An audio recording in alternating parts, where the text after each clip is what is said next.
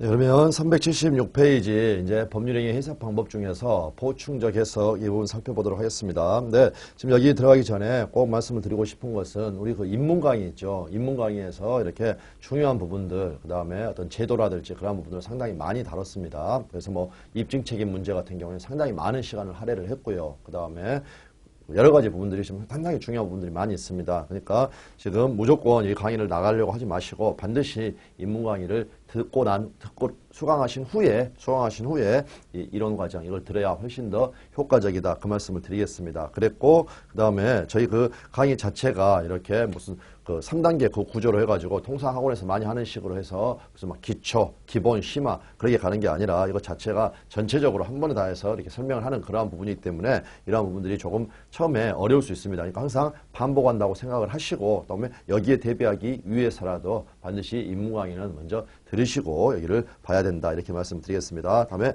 보충적 해석 같은 경우에는 이제 이 사건 이름이 있습니다. 기부 체납 시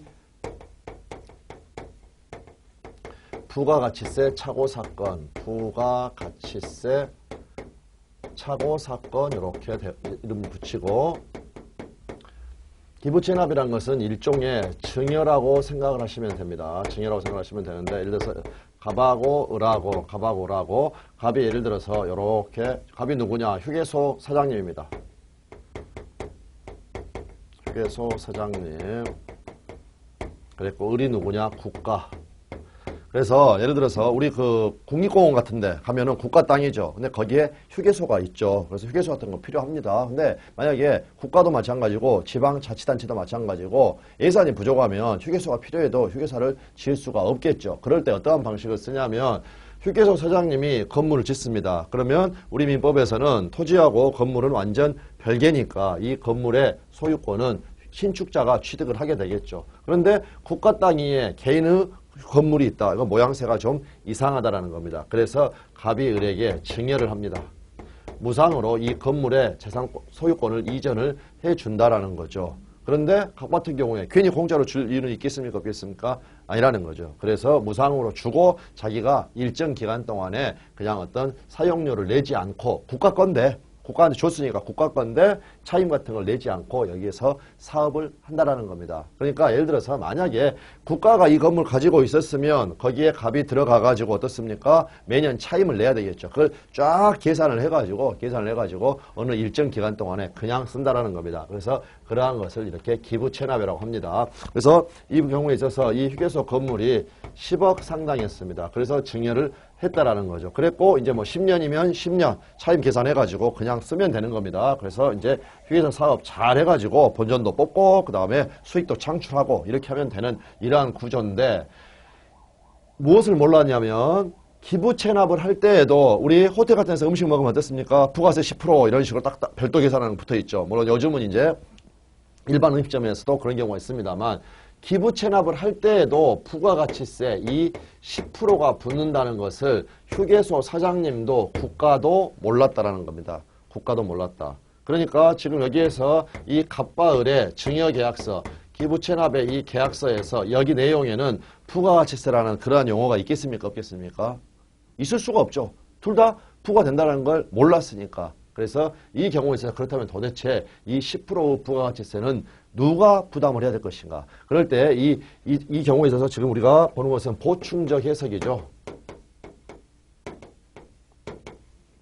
보충적 해석 같은 경우에는 시험에 나올 수 있는 게 딱 두 가지로 정해져 있습니다. 첫 번째, 보충적 해석을 할 수가 있는가? 보충적 해석이라는 이 방법, 이것을 할 수가 있는지. 그런데 여기에서 아까 이미 말씀을 드렸지만 판례는 세 가지의 해석 방법을 인정하고 있다고 했죠. 판례가 인정하고 있다는 겁니다. 그러니까 보충해서 해석할 수 있다. 보충해서 해석할 수 있다. 그래서 긍정. 해석할 수 있는지 해석 여부가 긍정된다. 판례에 의하면. 그 다음에 두 번째로 그러면 보충이라는 것은 없는 거. 부가가치세에 대해서 전혀 언급이 없는데 이것 자체를 그냥 틈을 메워버리는 겁니다. 보충을 해버린다. 보충을 해버린다. 그렇게 됐을 때 이 보충하는 의사는 무엇을 가지고 할 것인가. 그래서 객관적 의사로 한다는 거. 그러므로 주관적인 것이 아니다. 이것만 알아두시면 됩니다. 그래서 이제 정확한 표현으로는 객관적으로 추인되는 정당한 이익 조정 의사다 이렇게 표현을 했는데 핵심은 객관적인 것으로 보충하는 거지 주관적으로 보충하는 것이 아니다. 그러면 결국에는 검토를 해보면 자연적 해석과 규범적 해석이 있고 그 다음에 보충적 해석이 있는데 이 자연적 해석만 내심의 의사에 따른 거고 규범적 해석 같은 경우에는 표시행위의 객관적 의미를 판단한다고 그랬죠. 그 다음에 보충적 해석도 객관적으로 추인되는 정당한 이익 조정 의사를 가지고 보충을 하기 때문에 이 경우에 있어서 이 두 가지는 객관적이다. 요거 자체만 이렇게 알아두시면 됩니다. 그래서 이제 이것들 쭉 읽어보시고 밑에 보시면 일단 보충에서 그 세 번째 줄 보시면 읽어보겠습니다. 계약 당사자 쌍방이 계약의 전제나 기초가 되는 사항에 관하여 같은 내용으로 착오가 있고 기부 체납을 할 때에도 부가가치세 10%가 붙는다는 것을 서로 몰랐다. 이로 인하여 그에 관한 구체적 약정을 하지 아니하였다면 이 계약서에는 부가가치세라는 말이 하나도 들어가 있지 않다. 당사자가 그러한 착오가 없었을 때 약정하였을 것으로 보이는 내용으로 당사자의 의사를 보충하여 계약을 해석할 수 있는 바 여기다 표시해 두시면 되겠습니다. 해석할 수 있다. 그런데 여기서 보충되는 당사자의 의사 어떠한 의사로 보충을 할 것인가 이랬을 때 보충된 당사자 의사는 당사자의 실제 의사 또는 주관적 의사가 아니라이다 땡땡땡 실제 의사 주관적 의사가 아니라 계약의 목적 거래 관행 적용법규 신의칙 등에 비추어 객관적으로 추인되는 정당한 이익 조정 의사를 말을 한다. 그래서 이제 이 부분 주관적인 의사, 실제 의사 나오면 X 밑에 지문처럼 계약 해석을 통하여 보충되는 당사자의 의사는 주관적인 의사가 아니라 거래 관행 신의칙 등에 의하여 객관적으로 추인되는 의사를 말한다 하면은 O가 된다라는 거 이 부분 알아두시면 되겠습니다. 나머지 기타 판례 가볍게 보시면 됩니다. 매매 계약 사항에 대해서 이의가 생겼을 때에는 매도인의 해석에 따른다는 매매 계약 사항이 있습니다. 조항이 있다. 여기에 대해서 법원이 법률행위 해석권이 구속되겠는가? 전혀 그렇지 않죠. 법은 여기에 이런데 구속당할 일이 없습니다. 그래서 이 부분 그대로 확인하시면 되고 다음에 우측에 임대차 계약서에 권리금액의 기재 없이 단지 모든 권리금을 인정함 이렇게 기재가 되어 있을 때 임대인이 임대차 종료 시 임차인에게 권리금을 반환하겠다고 약정한 것으로 볼 수가 있겠는가. 그래서 이제 이 부분 같은 경우에는 밑에 문제를 보시면 지금 이 지문이 지금 그대로 옮겨져 있습니다. 그대로. 그래서 여러 가지 그 사항들 자체를 다 전제로 해야 됩니다. 그럴 때 임차인에게 권리금 반환 누가 해줍니까? 통상의 경우에 임대인이 해주는 거 아니죠. 새로운 임차인이 권리금 주고 들어오는 거죠. 그렇기 때문에 그것을 약정한 것으로 볼 수가 없다. 그러므로 이제 내용 지문으로 보시면 임대인이 임대차 계약성의 단서 조항에 권리금액의 기재 없이 단지 모든 권리금을 인정함이라고 기재를 한 경우에 임차인이 나중에 임차권을 승계한 자로부터 새로운 임차인이 있겠죠. 그 사람으로부터 권리금을 수수하는 것을 임대인이 용인한 것으로 볼 수가 있는 거지 임대인이 임차인에게 반환한다는 것을 약정했다고 볼 수는 없다. 네, 그렇게 해서 그 결과 알아두시면 되겠습니다. 그래서 그 다음에 이제 의사표시가 나와 있습니다. 그래서 법률행위의 그 성립 과정에 고장이 나는 경우가 있고 내용에 고장이 나는 경우가 있는데 지금부터는 그 성립 과정에 고장이 나는 그러한 경우로서 비정상적인 의사표시들을 본다. 그래서 이 비정상적인 의사표시에는 지금 여기에 개념 정리가 나와 있는데 이 부분 같은 경우에는 의사표시를 전체를 공부를 하고 나서 각각을 이렇게 살펴보면 되겠습니다. 그래서 일단은 밑에 보시면 의사표시에 관한 민법의 규정은 무효가 되는 게 비통, 물론 비진입 표시 같은 경우에는 이제 그 단서 조항에 해당되는데 그 비진입 표시 부분에가 통정의 표시하고 두 개가 무효가 있고 그 다음에 취소할 수 있게 되는 경우가 이렇게 2대2의 구조로 되어 있습니다. 그랬고 내용에 고장이 났을 때 즉 103조라든지 104조 무효는 선의의 제3자 보호 규정이 없는데 과정에 고장이 났을 때는 선의의 제3자 보호 규정이 있어서 이러한 경우를 우리가 상대적 무효라고 하고 선의의 제3자 보호 규정이 있다라는 거 그 부분을 확인을 해야 됩니다. 확인을 해야 된다. 그랬고 선의의 제3자에게 대항하지 못한다. 이 부분에 있어서 무과실은 요건이 아니다. 그랬고 이 선의는 추정된다. 이제 이 부분 같은 경우에는 다시 한번 선의의 제3자 보호 규정 이걸 말씀드리면서 하겠지만 이게 아주 중요한 그러한 부분입니다. 그 다음에 그 민법 총칙에 지금 쭉 보게 되는 의사표시에 관한 규정이 적용되지 않는 것은 신공소, 가정법상 행위는 뭐가 되겠습니까? 신분행위라고 말할 수 있겠죠. 그래서 신공소, 그냥 외워버리는 겁니다. 신공소. 그래서 거기 나와 있는 가정법상 행위, 그 밑에다가 신분행위 그렇게 적으시고, 신분행위에도 적용 안 되고, 공법행위에도 적용 안 되고, 소송행위에도 적용 안 된다. 일단 이렇게 알아두시면 되겠습니다. 그러면 일단은 이제 비정상적인 의사표시 같은 경우에는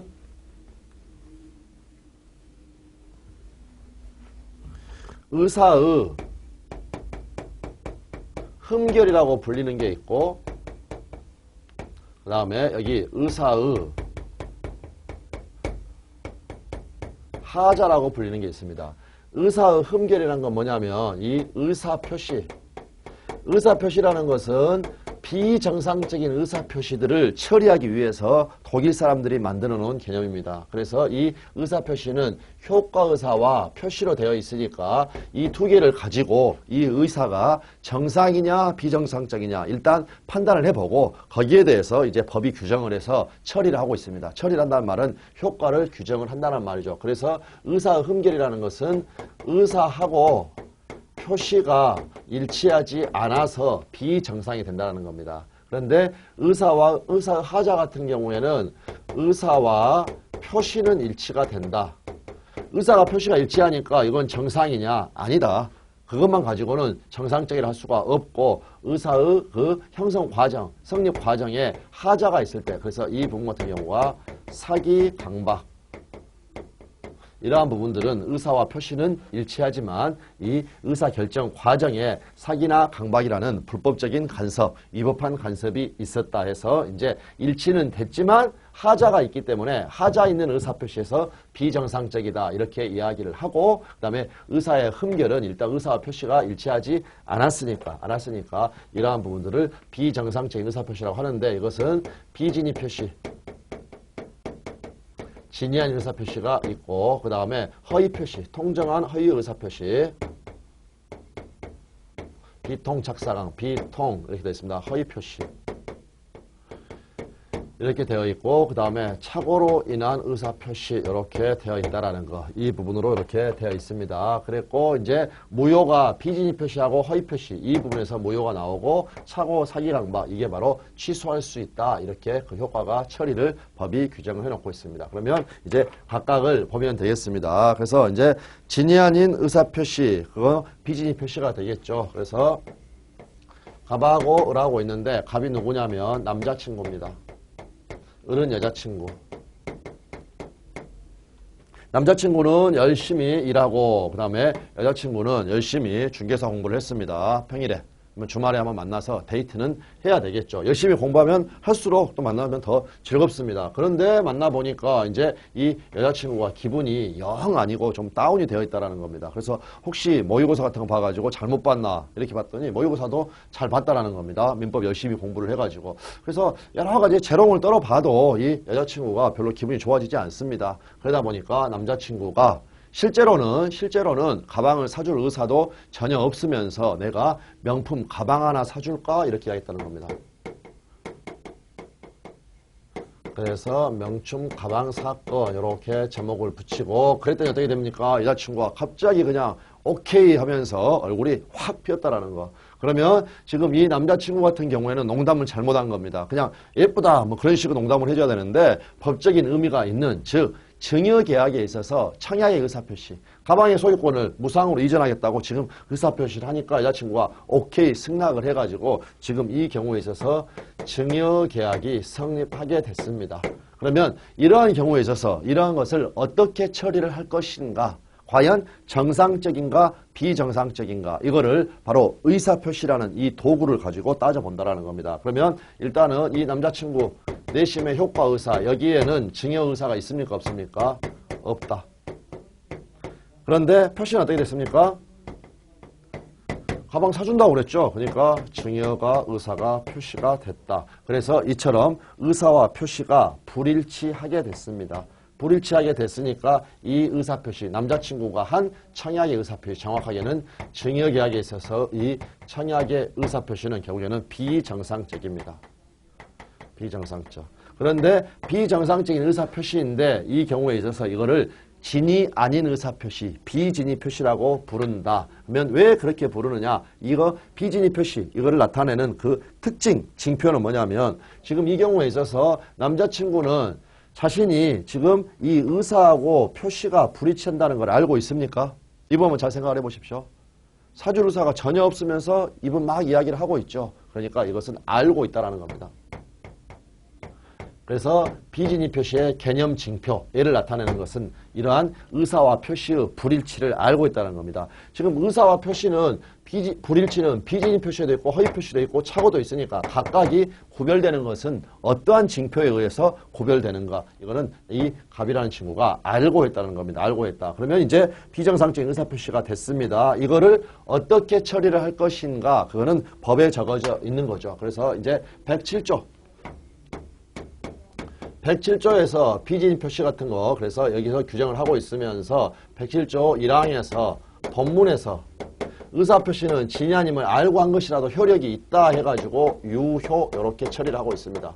유효. 만약 이거를 유효라고 안 하게 되면 어떻게 되겠습니까? 우리 세상은 뻥이 난무하는 세상이 된다라는 거죠. 그러니까 함부로 뻥치면 안 된다 해서 유효라고 규정을 해놓고 단서에서 예외를 규정을 하고 있습니다. 법문에는 항상 원칙이 규정되어 있고 이건 아주 기본 중에 기본이고 그렇지만 이 부분을 시험에 물어보는 거죠. 그러니까 진이 아닌 의사표시는 원칙 표시된 대로 효력이 있다라는 겁니다. 근데 단서에서 예외에서 이제 무효가 되는 경우를 규정을 하고 있다. 그러면 어떨 때 무효가 될 것인가? 이제 남자친구는 쓸쓸한 마음으로 집에 돌아옵니다. 집에 돌아오면서 이제 밀린 카드 값도 걱정을 해야 되는데 이제 가방까지 사줘야 되니까 씁쓸하다라는 거죠. 그런데 이제 이 갑이라는 친구가 집에서 이 애완견, 반려견 키우고 있습니다. 평상시 같으면 그냥 예뻐서 죽습니다. 깨물어 주고. 근데 그냥 와가지고 옆에서 왈왈 하고 짖어대면 오늘 같은 날은 한 대 그냥 확 쥐어받고 싶다라는 거죠. 그런데 그 순간에 즉 강아지가 알알대는 순간에 빠져나갈 방법이 있다. 그 말은 무슨 말입니까? 이 남자친구가 뻥친다라는 것을 알았다. 그러면 이때는 이 여자친구를 보호할 필요가 없죠. 보호할 필요가 없으니까 이때에는 무효로 한다라는 겁니다. 또는 알 수 있었다. 알았거나 알 수 있었다. 알 수 있었다라는 말은 아는 겁니까? 모르는 겁니까?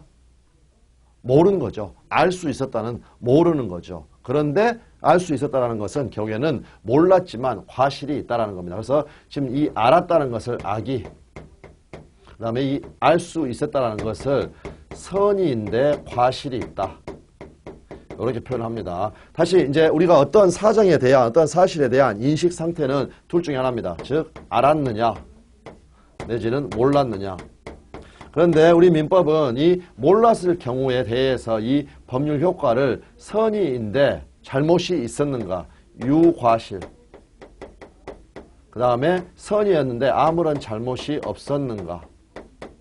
이렇게 구별한다라는 겁니다. 그러면 악이라는 것은 알았다가 되는 거죠. 알았다. 그 다음에 유과실이라는 것은 모르기는 몰랐는데 주의 의무를 다했다면 알 수 있었다. 이렇게 되고, 무과실이라는 것은 잘못이 없다라는 거죠. 주의 의무를 다했어도, 통상 요구되는 주의 의무를 다했다고 하더라도 알 수 없었다. 이렇게 된다는 겁니다. 그럴 때 이처럼 알았거나 알 수 있었다면, 악이거나 선이 유과실이라면 이 경우에 있어서는 여자친구를 보호할 필요가 없다. 그렇기 때문에 예외적으로 이 증여계약은 무효가 된다는 겁니다. 무효가 되기 때문에 소유권을 이전해 줄 필요가 없다. 이해되시겠죠? 무효 효과는 뭡니까? 이행하기 전이면 이행할 필요도 없고 이행을 청구할 수도 없으니까 이때 그 가방을 사줄 필요가 없다. 이 결론이 된다는 겁니다. 그런데 여기에서는 지금 명품 가방 사건이다. 이렇게 제목은 붙였지만 실제로 이러한 사안이 판례까지 올라오겠습니까? 그래서 실제 이제 판례 사안은 어떠한 것들이 있느냐 하면 지금부터 이제 말씀드리는 부분이 비진이 표시에서는 일단 가장 중요한 부분 중에 하나입니다. 판례 사안들을 보면 어떠한 경우에 있어서는 진이 아닌 의사표시에 해당한다. 긍정을 한 경우도 있고 어떠한 경우에 있어서는 해당하지 않는다. 이러한 판례들도 있습니다. 그런데 진위 아닌 의사표시, 즉 비진위 표시의 긍정 판례, 비진위 표시 긍정 판례는 대표적인 판례가 어떠한 거냐? 사직서 판례입니다. 사직서 판례. 그래서 이게 대표 판례인데 그냥 우리는 좀 잡다한 판례가 있습니다. 다른 판례들도 비진위 표시에 해당한다고 했던 거. 근데 우리는 그냥 우리 시험에서는 사직서 판례 얘가 나와야 사직서 판례가 바로 비진위 표시에 해당한다. 그러면 사직서 판례가 아닌 것들 그래서 이제 이 부분이 아주 중요합니다. 이걸 꼭 알아두셔야 됩니다. 강박에 의한 증여,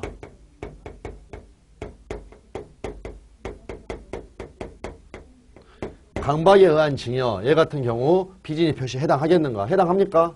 해당하지 않는다. 사직서 판례만 비진위 표시에 해당한다. 이렇게 보시면 됩니다. 그래서 강박에 의한 증여는 비진위 표시에 해당하지 않는다. 그 다음에 어떤 경우가 있냐면 채무 명의대여,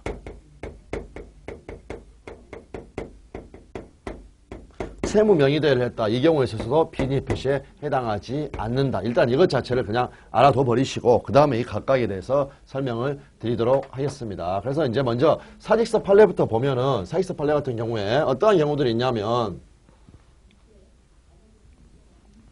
아직 완생이 안 돼가지고 미생 상태에 있을 때, 그 말은 무슨 말입니까?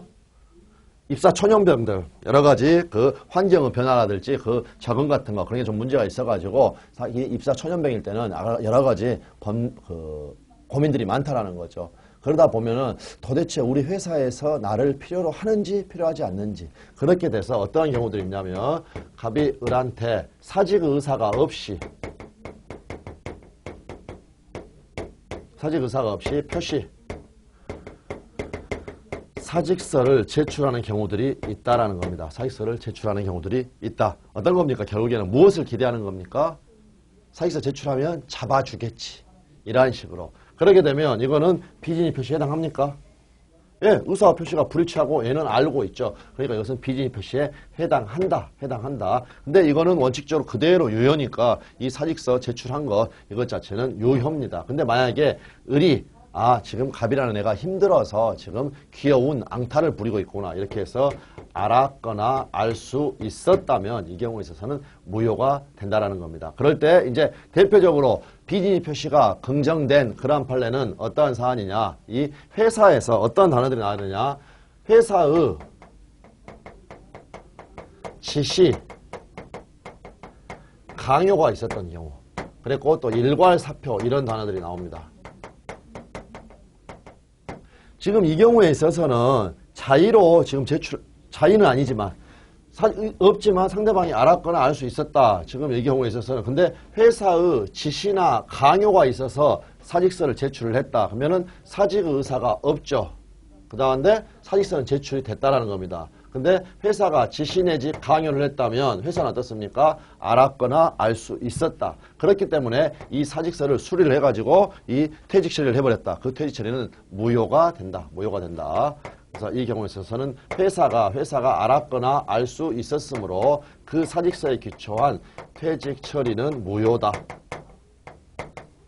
즉 107조 1항 단서에 의해서 무효로 만든다는 겁니다. 그래서 이러한 판례에서 바로 비진위 표시에 해당한다. 이것을 긍정을 했다라는 겁니다. 그래서 이제 그 부분들 쭉 보시면 되겠고 지금 의의에서는 네 번째 줄에 보시면 채무를 면제하는 증서에 서명한 경우 이렇게 나와 있습니다. 그럴 때 지금 이 진위한 의사표시 규정이 채무를 면제한다. 이것은 동철이 상추 면 상대방 있는 단독행위죠. 상대방 있는 단독행위도 적용이 됩니다. 그랬을 때 이제 이 의사표시가 적용 범위는 아까 신공소, 신분행위, 공법행위, 소송에는 적용되지 않는다고 했습니다. 그러면 이 단독행위는 어떻게 될 것인가? 적용될 수 있다라는 거죠. 근데 이거는 판례사안은 아닙니다. 판례사안은 아닌데 학설에 다툼이 없다. 학설에 다툼이 없다는 걸 우리가 이설 없음 이렇게 표현한다는 겁니다.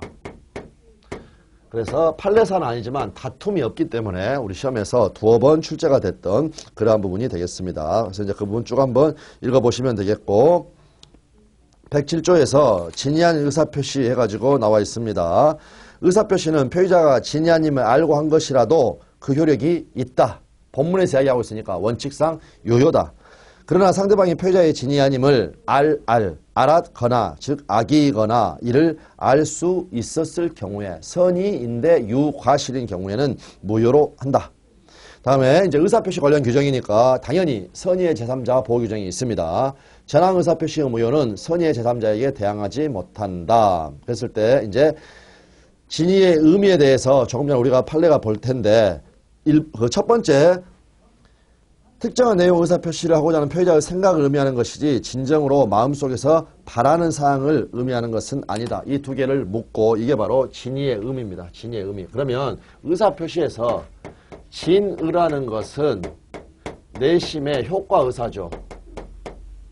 내심의 효과의사. 그러면 지금 여기에서 이 의는 어떻게 됩니까? 한자로 한번 적어보면 뜻의자에 생각사자입니다. 이거 제차가 뜻의자에 생각사. 자, 그러면 질문 드리겠습니다. 진이라는 것은 생각이겠습니까? 아니면 바램이겠습니까? 진의, 생각이다. 그러니까 생각이지 바램이 아니다. 그래서 진이라는 것은 특정한 내용의 효과의사를 표시하고자 하는 의사를 표시하고자 하는 표의자의 생각을 말하는 것이지 마음속에서 바라는 사항을 의미하는 것이 아니다. 너무 시험에 자주 나왔던 그런 판례입니다. 다음에 밑에 자기 이름으로 타인을 위하여 대출 받아준 자, 이게 바로 채무명의 되어 대출명의 되어 이거는 피진의 표시가 아니다.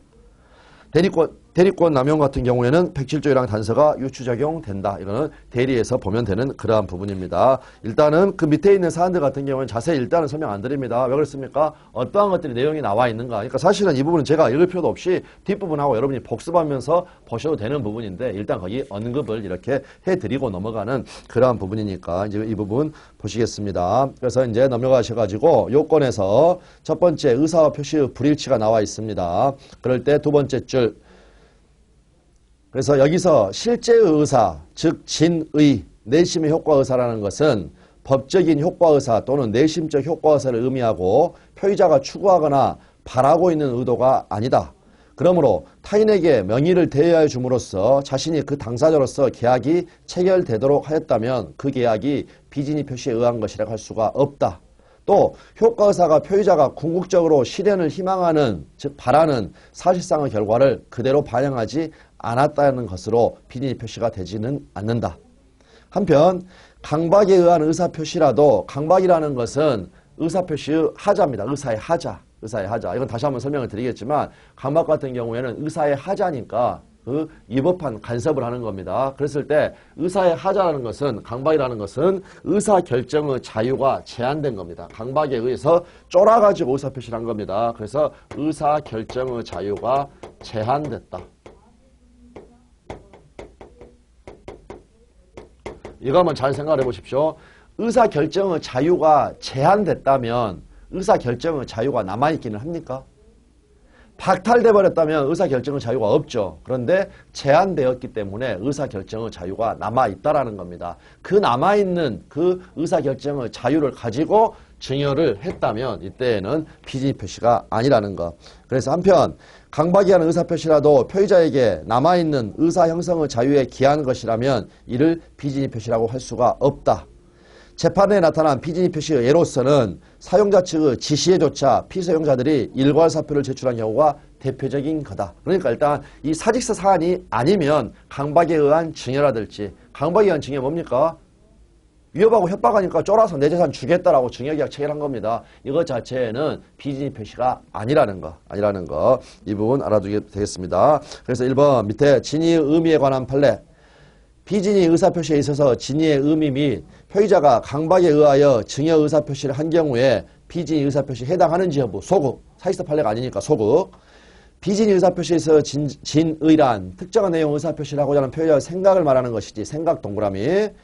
표의자가 진정으로 마음속에서 바라는 사항을 뜻하는 것은 아니라고 할 것이므로 비록 재산을 강제로 빼앗긴다는 것이 표의자의 본심으로 잠재되어 있었다고 하더라도 표의자가 강박에 의하여서나마 남아있는 그 의사 형성의 자유에 기해서나마 증여를 하기로 하고 그에 따른 증여 의사 표시를 한 이상 이 부분 주의하셔야 됩니다. 증여의 내심의 효과 의사를 내심의 효과 의사가 결여된 것 그거라고 할 수는 없다. 그래서 지금 다시 한번 봅니다. 의사와 표시의 불일치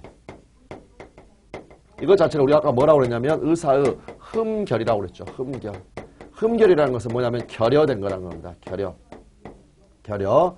그러니까 피진이 표시에 해당한다고 한다면 표시행위에 대응하는 의사가 없죠. 없다라는 겁니다. 의사가 없다. 근데 강박이한 증여는 피진이 표시가 아니니까 내심 효과 의사가 있습니까? 없습니까? 있다. 결여된 겁니까? 결여된 것이 아닙니까? 결여된 것이 아니다. 그래서 결여된 것, 이것은 흠결. 그러니까 결여된 것은 바로 의사의 흠결이라는 건데 의사의 흠결이 아니다. 이렇게 해서 알아두시면 되겠습니다. 그래서 밑에 한 번씩 쭉 읽어보시고 지문으로 보시면 진이 아닌 의사표시에서 진이는 특정한 내용 의사표시하고 있는 표의자의 생각을 말한다. 5. 방가로 2번 재산을 강제로 뺏기다는 것이 표의자의 본심으로 잠재되어 있다고 하더라도 표의자가 마지못해 증여 의사표시를 한 이상 그 의사표시는 비진이 표시가 아니다. 방가로 3번 강박에 따라 제3자에게 증여한 경우에 표의자는 마음속에서 진정으로 원하지는 않았으나 당시의 상황에서는 최선이라고 판단하여 의사표시를 하였다면 비진이 표시가 아니다. 그러니까 비진이 표시가 해당하는지 그것만 정확하게 판단해 주시면 되겠습니다. 밑에 2번 진이한 의사표시라고 본 사례 그럼 어떤 판례가 되겠습니까? 사직서 판례가 된다는 거죠. 그 다음에 진이한 의사표시라는 것은 표시에 대응되는 의사가 없죠. 그러니까 내심의 효과 의사가 결여된 것이라고 본 사례, 결여된 것. 그 말이 바로 무슨 말입니까? 의사와 표시의 불일치라고 본 사례. 근로자가 사용자의 지시에조차 일괄하여 사직서를 작성 제출함에 있어서 그 사직서에 기하여 의원 면직될지도 모른다는 점을 인식하였다는 사정만으로 내심에 사직 의사가 있는 것이라고 할 수가 있겠는가. 그래서 지시 강요하니까 사직 의사가 없이 지금 사직서를 제출하고 있습니다. 근데 어떤 생각을 하고 있냐면 혹시 이 사표가 이대로 수리되는 건 아닐까. 이러한 것 점을 염려를 하고 있었다고 하더라도 이것만 가지고 비진이 표시라고 할 수는 내심에 사직 의사가 있는 것이라고 할 수는 없다. 이 부분 알아두시면 되겠습니다. 그럼 밑에 이제 판결 1번을 보시면 비진이 표시에 긍정된 판례는 대표적인 판례가 사직서 판례이긴 합니다. 그렇다고 하더라도 사직서를 제출했다고 해서 무조건 모두 다 비진이 표시냐? 그렇지 않다. 판결 1번 보면 자의로 사직서를 제출했다. 이거 사직의사 있습니까? 없습니까? 사직의사가 있는 경우도 있다라는 겁니다. 그러면 이때에는 비진이 표시가 아니죠. 내심 효과 의사가 있게 되는 거니까. 그러니까 사직서와 관련돼서도 비진이 표시가 아닌 경우도 있다라는 거. 그러니까 대표 판례는 사직서 판례. 그다음에 나머지는 각각 개별적으로 판단을 해야 된다. 그래서 여기서 지시 강요 일괄사표 이거 같은 경우에는 내심 효과 의사가 결여된 것이죠. 없으니까. 하지만 이 반대로 자의라고 하는 것은 이것은 내심의 의사가 있는 겁니다. 있는 거. 그러니까 결여된 것이 아니다. 있는 거니까 비진이 표시가 아니다. 네, 이렇게 보시면 되겠습니다. 그랬고 2번, 3번 네, 같은 거니까 이렇게 한번 풀어보시면 되겠고요. 그 다음에 그 밑에 요건에서 표의자의 고의 나와 있는데 아까 알고 그래서 알면서 의사표시를 해야 된다. 효과는 본문에 나와 있는 거 효력이 있죠. 원칙대. 그래서 본문에 나와 있으니까 원칙적 유효. 단서에서 예외적으로 무효라고 하고 있다. 이 부분 보시면 되겠고 그 다음에 2번 보시면 알았거나 알 수 있었다면 무효가 된다라는 겁니다. 그럴 때 세 번째 줄 어떠한 의사표시가 비진이 의사표시를 이유로 무효임이 주장되는 경우에 그에 대한 입증 책임, 무효 사유는 무효를 주장하는 자가 입증을 해야 되죠. 왜 그렇습니까? 원칙이 계약은 성립하면 유효가 원칙입니까? 무효가 원칙입니까? 일반적으로 계약 성립됐다. 그러니까 여기에서 우리가 오해를 하시면 안 되는 게 우리가 지금 이 민법에서 배우는 건 비정상적인 것들, 일반적이지 않은 것들, 무효 사유들만 계속 공부를 합니다. 민법 총칙에서. 그러다 보니까 계약이 성립됐어도 무효인 게 원칙인가? 전혀 그렇지 않습니다. 그거는 오히려 예외적인 경우에 해당합니다. 그러니까 성립하게 되면 원칙적으로 유효다. 예외적으로 무효다. 그러니까 예외적으로 무효라고 무효 사유를 주장하는 자가 입증을 해야 된다. 그러므로 그가 비진이 표시라는 점, 그 다음에 무효를 주장하는 자, 그가가 바로 무효를 주장하는 자가 비진이 표시라는 것하고 상대방이 이를 알았거나 알 수 있었다는 점을 입증을 해야 한다. 이래서 이제 작년에 그 기출이 됐던 그 부분이 되겠습니다. 25에 기출이 됐던. 다음에 작동하면 3번.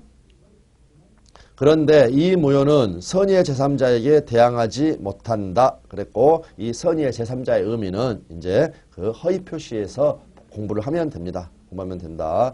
다음에 4번. 한편 대리권 남용의 경우에 107조 1항 단서가 유추 적용된다는 것이 판례이다. 그래서 이제 작년까지 기출이 돼가지고 토탈 3번이 기출이 되게 된 그러한 부분이 되겠습니다. 역시 대리에서 공부를 하면 되겠고 다음에 적용 범위 보니까 상대방 있는 단독행위에는 적용된다. 근데 이설이 없다고 그랬죠. 그러니까 아까 여기서는 예만 하나 다시 한번 그 옆에 다시 한번 적어줘. 예. 채무 면제. 친구한테 100만원 받을 거 있는데 100만원 탕감해줄 의사도 없이 뻥친다는 겁니다. 야, 내가 너 100만원 그냥 까줄게. 이렇게 하면 의사는 없었다 하더라도 어떻습니까? 표시된 대로 효력이 있습니까? 예, 효력 있다라는 거. 그게 바로 적용이 된다라는 겁니다. 그랬고 작은 등으로 2번 보시면 상대방 없는 단독행위 유죄포가 되겠죠. 이러한 경우에 대해서는 학설 대립이 있습니다. 학설 대립이 있으니까 그냥 밑에 각주에서 그냥 학설 대립이 있구나 그것만 생각하시고 그러니까 시험에 못 나온다 이렇게 되면 되겠습니다. 다음에 이제 적용 범위와 관련돼 가지고 의사표시 규정 같은 경우에는 우리가 신공소 이야기를 했죠. 일단은 신분행위, 공법행위, 소송행위는 적용되지 않는다. 그것 자체를 계속해서 암기를 하시고 그 다음에 각각 비정상적인 의사표시 각각의 파트에 보면 판례 사안들이 있다는 겁니다. 그럴 때 비진이 표시와 관련돼 가지고는 공법행위에는 적용되지 않는다는 판례가 있으니까 여기에서 그 부분을 다시 확인을 해주시면 되겠죠. 그래서 공무원에 동그라미 치셔야 되겠죠. 공무원이 사직 의사표시를 했다. 그러면 회사 직원이 그 개인, 사인이 사법상의 법률에 한 게 아닙니다. 이거는 공법상의 법률에 한 겁니다. 그래서 의사표시를 해가지고 의원 면직된 경우에 그 사직 의사표시에 민법 107조가 준용되는지 여부 소구 그렇지 않다. 왜 그렇습니까? 공법행위니까. 그러므로 결론적으로 어떻게 되느냐. 판례의 제일 마지막에 보면 의사가 외부에 표시된 이상 그대로 표시된 대로 효력을 발한다 이렇게 되어 있습니다. 그래서 밑에 방금 1번에 공무원의 사직 의사표시와 같은 사인의 공법행위에도 사인이 핵심이 아닙니다. 공법행위가 핵심입니다. 신공소에서 공 진의한 의사표시에 관한 규정이 준용된다 하면은 X. 다음에 방금 2번 전체 공무원이 일괄 사표를 제출함에 따라서 공무원 갑도 함께 사직서를 제출한 경우에 갑의 내심의 의사는 사직할 뜻이 아니었으므로 그 사직서 제출은 무효다 하면 X. 표시된 대로 제출했으니까 그대로 효력이 있게 된다. 이제 이 부분 나와 있습니다. 23회 기출문제 한번 보겠습니다. 갑은 그의 X토지를 내심의 의사와는 달리 을에게 기부를 하고 을 앞으로 이전 등기를 마쳤다.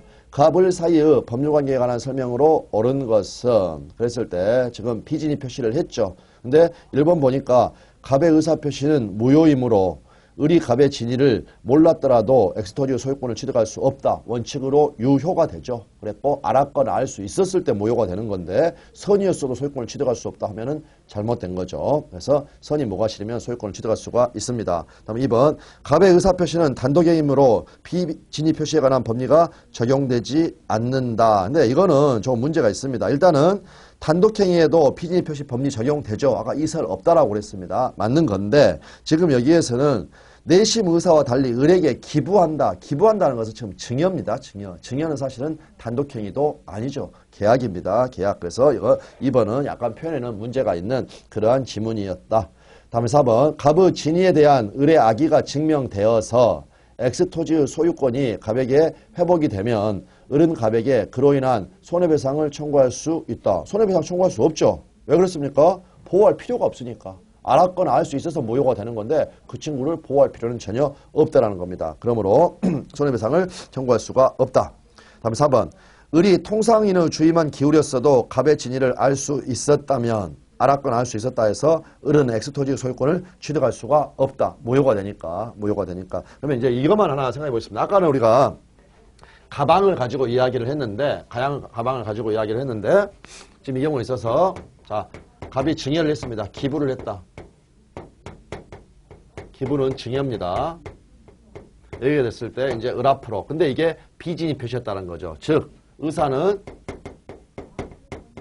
증여 의사가 없었고 그 다음에 표시가 비진의로 이렇게 증여라고 표시가 되어 있다. 의사 표시가 불일치하고 있고 A는 알고 있다. 그러니까 비진의 표시입니다. 그럴 때 이제 을이라는 친구 같은 경우에는 만약에 등기까지 이루어졌다는 겁니다. 여기에서 소유권을 취득을 하려면 매매계약에 의해서 내지는 법률행위에 의해서 소유권을 취득하려면 이 증여계약이 유효여야 하고 그 다음에 등기가 이루어져야 되고 그 다음에 얘가 소유자여야 된다. 처분권이 있어야 된다. 그렇게 되면 이 매매계약이 유효이려면 을이 어때야 됩니까? 알았거나 알 수 있었으면 무효가 되니까 결론 을이 소유권을 취득하려면 선이 무과실이어야 된다.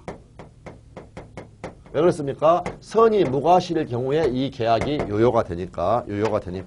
그래서 갑의 진위를 알 수 있었다면 이 증여가 무효가 되죠. 무효가 되니까 어떻습니까? 소유권을 취득할 수가 없게 되겠죠. 다음에 5번. 을로부터 엑스토지를 매수하여 이전 등기를 격려한 병이 갑의 진위를 몰랐더라도 엑스토지의 소유권은 여전히 갑에게 있다. 선의의 제3자에게는 무효를 주장하지 못하죠. 그렇기 때문에 선의의 제3자에 대한 관계에서는 그냥 그대로 유효한 것처럼 다루어져 버린다. 이렇게 생각하시면 됩니다. 그러니까 엑스토지의 소유권은 어떻게 되겠습니까?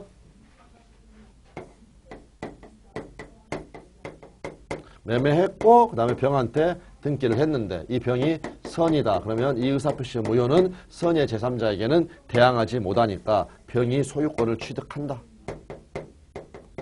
소유권을 취득하니까 여전히 갑에게 소유권이 있다 하면은 X가 된다라는 거죠. 네, 거기 보시면 되겠습니다. 다음에 이제 통정의 표시가 나와 있고 통정의 표시 같은 경우에는 가장 그 전형적인 그러한 사례가 있습니다. 그러니까 그 사례를 가지고 일단 설명을 드리겠습니다. 자, 통정의 표시 같은 경우에는 뭐 우리 시험에도 자주 나오게 됐던 그러한 전형적인 사례가 있다라는 거죠. 즉 갑하고 을하고 매매계약을 체결합니다. 근데 이 매매계약을 체결할 때 어떠한 사정이 있었냐면 갑에 대해서 이렇게 A라는 채권자가 있었다. A라는 채권자. 근데 갑이 돈을 안 갚으니까 A가 이 부동산에 대해서 강제 집행을 한다라는 겁니다. 그래서 이 매매계약을 통해서 진정으로 소유권을 이전해 줄 의사가 없이 외관만 을이 소유자인 것처럼 만들려고 매매계약을 체결을 하고 그 다음에 을 앞으로 등기를 넘겨놨다. 그럴 때 이러한 매매계약을 어떻게 처리를 할 것인가. 그래서 실제 사안에서 아까도 우리가 확인했지만 비진의 표시에 해당한다라는 것은 사직서 판례 그런 경우 말고는 별로 없다라는 겁니다. 그런데 이렇게 재산을 빼돌리는 이러한 사건들은 아주 많이 발생을 합니다. 그래서 이제 이 사건 같은 경우에는 강제집행 명탈 사건 이렇게 제목을 붙이고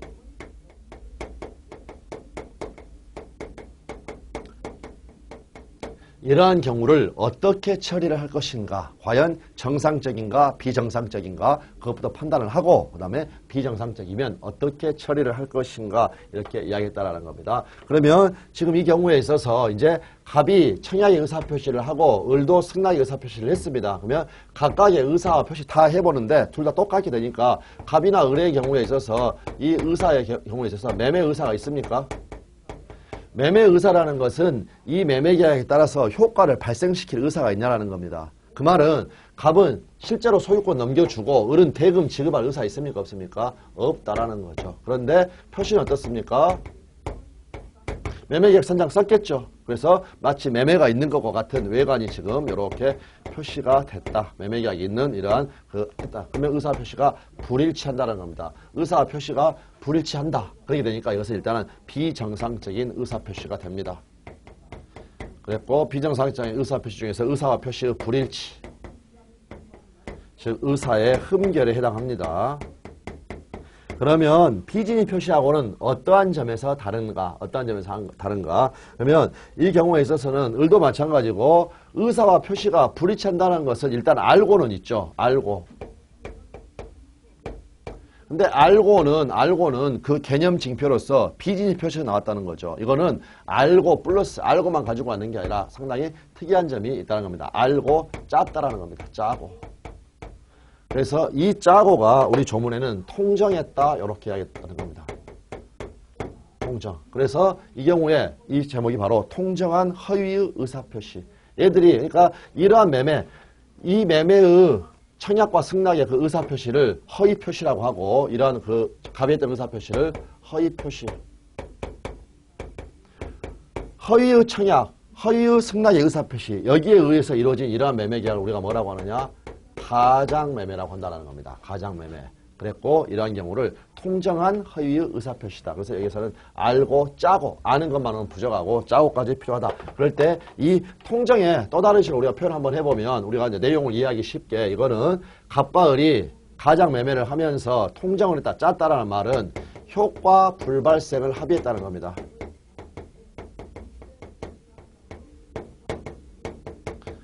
즉 계약서는 쓰는데 이 계약서에 따른 매매계약에 따른 효과, 소유권 이전 의무나 그 다음에 대금 지급 부분은 부담하지 않기로 이렇게 합의를 했다. 그렇게 해서 외관만 만들어냈다. 이럴 때 이거를 어떻게 처리를 할 것인가. 그럴 때 우리 민법은 효과 불발생 합의, 효과 불발생의 경우에는 무슨 말이 되겠습니까? 얘가 바로 무효가 되죠. 그래서 얘들이 한 이 합의를 그대로 인정을 해줍니다. 그대로 인정을 해줘서 통정한 허위, 상대방과 통정한 허위 의사표시는 무효로 한다. 이렇게 108조에서 규정을 하고, 다음에 의사표시 관련 규정이니까 전항 의사표시의 무효는 선의의 제3자에게 대항하지 못한다. 이렇게 규정을 해놨다라는 겁니다. 일단은 이제 그게 나와 있고, 그러면 이 통정한 허위 의사표시, 즉 이거는 강제집행 면탈 사건인데 지금 허위 표시하고 구별해야 되는 개념이 있습니다. 그래서 이 구별 개념으로서 우리가 강제집행 면탈 사건이 아니라 증여세 명탈 사건, 이걸 한번 보겠습니다. 그래서 두 개가 구별된다는 걸 알면 된다는 겁니다. 자, 갑하고 을하고 증여계약을 체결했습니다. 여기서 증여계약을 체결했다, 이 말이 중요합니다. 그 말은 무슨 말입니까? 갑은 무상으로 이 부동산의 재산권을 이전해 줄 것을 약속을 했고, 을은 여기에 대해서 승낙을 했다는 겁니다. 그러면 증여계약이 성립했죠. 증여계약은 성립했으니까, 성립하면 유효인 게 원칙입니다. 유효인 게 원칙이니까 갑에게는 이미 지금 소유권 이전 의무가 발생해 있습니다.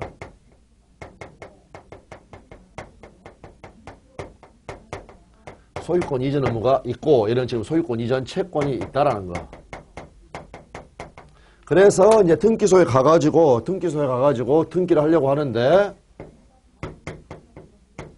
2번 을 앞으로 이렇게 이전 등기를 하고 매매 원인을 증여라고 신고를 하려고 하는데, 생각을 해보니까 증여세가 두렵다는 겁니다. 아, 이건 안 되겠다.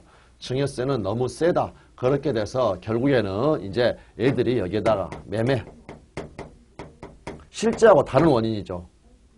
그 말은 무슨 말이 되겠습니까? 이 증여세를 피하기 위해서, 너무 세니까 매매계약 체결하고 만약 양도소득세 부과된다? 그거는 감수하겠다는 겁니다. 그래서 여기에서 매매계약을 체결했다. 이렇게 했다는 겁니다. 그러면 이 매매계약은 유효입니까? 무효입니까? 알고 짰죠? 무슨 말입니까? 매매 의사는 지금 없다라는 겁니다. 즉 을이 지금 대금 지급할 의사 있습니까? 없습니까? 없다. 그런데 이 증여계약을 숨기기 위해서 계약서나 썼다라는 겁니다. 그러니까 이 매매는 역시 가장매매입니다. 그러니까 가장매매니까 이 매매계약은 무효다. 여기서 이 무효라는 것은 을이 대금 지급할 의사가 있겠냐라는 겁니다. 그걸로 해서 이 가장매매는 무효인데, 증여계약 효력은 어떻습니까? 조금 전에 이미 증여계약은 성립했죠. 각각 의무 발생했습니다. 유효입니다. 그거를 숨기기 위해서 지금 매매의 형식을 취한 거죠. 여기에 원인만 이렇게. 그러니까 이 증여계약은 당연히 유효입니다. 당연히 유효. 그런데 이럴 때 이 허위 표시하고 구별하기 위해서 가장매매로 의해서 숨기고자 하는 이 행위, 이거를 바로 진정으로 의역하고 있죠. 이거를 바로 은닉행위라고 한다. 숨겨진 행위. 그러니까 이쪽 강제집행 면탈 사건에서는 이 가장매매를 통해서 숨기고자 하는 게 없습니다. 진정으로 의혹하는 게 없습니다. 소유권 넘겨주려는 거, 조금 전에 진정을 의혹했죠. 그 자체가 없다라는 겁니다. 오직 을이 소유자인 것 같은 외관만 만들어내려는 겁니다. 외관만 작출하려고 한다. 이런 식으로 표현을 씁니다. 근데 이 경우에 있어서는 진정으로 의혹하는 게 있었다. 의혹하는 게 있었다. 그렇기 때문에 이렇게 이제 등기가 이루어졌을 때, 이것은 물권법에서 배우는 거지만 이 등기 원인이 실제와 다른 원인에 의한 등기가 이루어졌다. 실제와 다른 원인. 이렇게 됐을 때 이 등기의 유효성은 유효다 이렇게 인정을 한다는 겁니다. 즉 왜 그랬습니까? 을은 소유권 이전 채권 가지고 있었죠. 얘는 의무 있었죠. 등기 넘어가면 얘가 소유자가 되는 거죠. 그렇기 때문에 어떻다는 겁니까? 실체관계에 부합하다. 소유권 넘어갈 곳으로 넘어갔다. 그래서 사법상 효력으로 이거 유효 인정해줘서 을이 소유권은 취득하고 그 다음에 증여세 멘탈하려고 했던 거 그거는 국세청에서 알아서 처리하면 된다. 이런 식으로 나왔다는 거. 그래서 이 구별 개념으로서 은닉행위. 그래서 은닉행위 같은 경우에도 이 증여세 멘탈은 아니지만 우리 판례 사안이 있습니다. 그렇기 때문에 이것도 그 허위 표시에 못지않게 심심치 않게 시험에 출제가 됐던 그러한 부분이다. 네, 그래서 그 부분 이렇게 알아두시면 되겠습니다. 그래서 쭉 한번 읽어보시면 되겠고 조문 한번 읽어보고 108조 통정한 허위 의사표시 1항 상대방과 통정한 허위 의사표시는 무효로 한다. 2항 전항 의사표시는 무효는 선의 제3자에게 대항하지 못한다. 그랬고 밑에 여러 가지 판례 사안이 나와 있습니다. 채권자 취소권은 대상이 되나 유효는 아니다. 그래서 채권자 취소권 대상이 된다라는 거 일단 자기에서 잠깐만 확인을 하시고 그 다음에 불법원인 급여가 아니죠. 불법원인 급여 아닌 거 대표적인 어떤 거 있었습니까? 허위명의, 뭐 담배 사재기, 허위표시. 허위표시 같은 경우에는 불법원인 급여가 아니다. 반환받을 수 있다. 반환받을 수 있다. 반환받아야 강제 집행한다. 이렇게 생각하시면 됩니다. 그 다음에 제3자에게 무효를 대항하지 못하는데 그럴 때 제3자라는 것은 당사자와 포괄 승계인 이외의 자로서 통정의 표시를 기초로 실질적으로 새로운 법률상의 이해관계를 맺은 자에 한정된다. 이 의미 한번 봐두시고 다음에 통정의 표시 당사자뿐만이 아니라 당사자 말고 그 누구도 선의의 제3자에 대해서는 무효를 주장하지 못한다. 한번 그대로 한번 확인하시고 이제 각각 설명드리도록 하겠습니다. 잠시 쉬고 이제 요건부터 살펴보도록 하겠습니다.